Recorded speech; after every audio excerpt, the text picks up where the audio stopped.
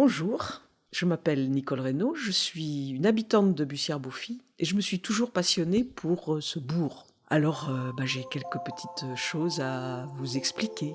Et alors, en particulier, lorsque vous arrivez sur la place de Bussière-Beaufy, tout de suite, vous êtes appelé par le portail de l'église de Bussière. Il est majestueux, il est grand, il est même presque disproportionné pour la petite église. Et surtout, on a de chaque côté 2 frises de personnages qui tous ont des attitudes différentes et qui véritablement nous replongent dans le Moyen-Âge. Toutes les scènes ne sont pas encore déterminées, on ne sait pas toutes ce qu'elles racontent, mais il y en a un certain nombre qui sont bien déterminées. Et là en particulier, sur la gauche, vous verrez 2 personnages, il faut le dire, un petit peu usés parce qu'ils sont près du mur, et donc il y a l'eau, quand il pleut, qui dégouline dessus et qui les a érodés. 2 personnages qui sont l'un en face de l'autre. Je me suis bien longtemps demandé ce que c'était, jusqu'au jour où j'ai eu la chance qu'un historien de l'art passe et m'explique. Eh bien, ces 2 personnages font un jeu qui se pratiquait au Moyen-Âge. Il s'appelle le jeu de la panois.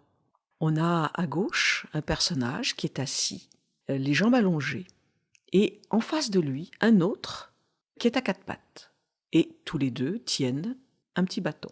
Alors en fait, ce jeu, au départ, les 2 personnages étaient assis l'un en face de l'autre, jambes allongées, semelle contre semelle, et tenaient le même bâton donc, et tiraient chacun de leur côté. Et celui de droite, qui n'est plus jambes allongées, eh bien il a perdu le jeu.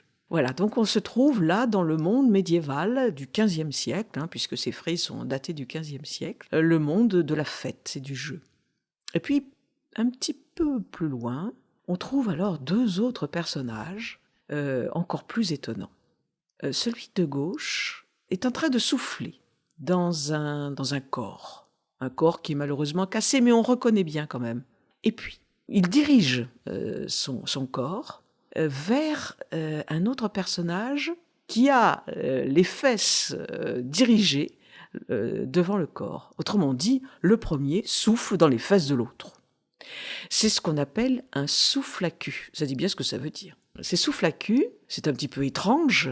Là encore, on est dans le domaine de la fête, du jeu, et plus exactement du carnaval du XVe siècle. Vous savez que le jour du carnaval, on avait un peu le droit de tout était débridé. Et donc c'est l'une des extravagances qui pouvaient se commettre. Seulement voilà, ces 4 personnages mènent grande vie.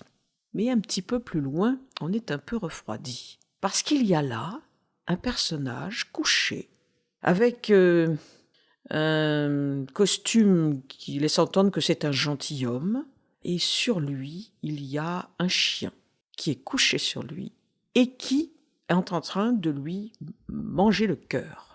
Eh bien, en fait, c'est une scène d'enfer. On retrouve dans Jérôme Bosch, dans le tableau, le triptyque, le panneau de droite représente l'enfer, le jardin des délices s'appelle ce tableau. Et il y a à plusieurs reprises dans ce tableau de l'enfer un personnage qui se trouve donc dévoré au niveau de son cœur par soit un chien, soit une troupe de chiens. Donc voilà, l'histoire c'est ça. C'est une espèce de morale sévère du Moyen-Âge, de l'Église du Moyen-Âge, n'oublions pas qu'on entre dans l'Église, c'est de dire, voilà, si tu es frivole, si tu passes ton temps à jouer, etc., eh bien voilà ce qui va t'arriver, l'enfer. Bon, et bien voilà, merci, au prochain numéro.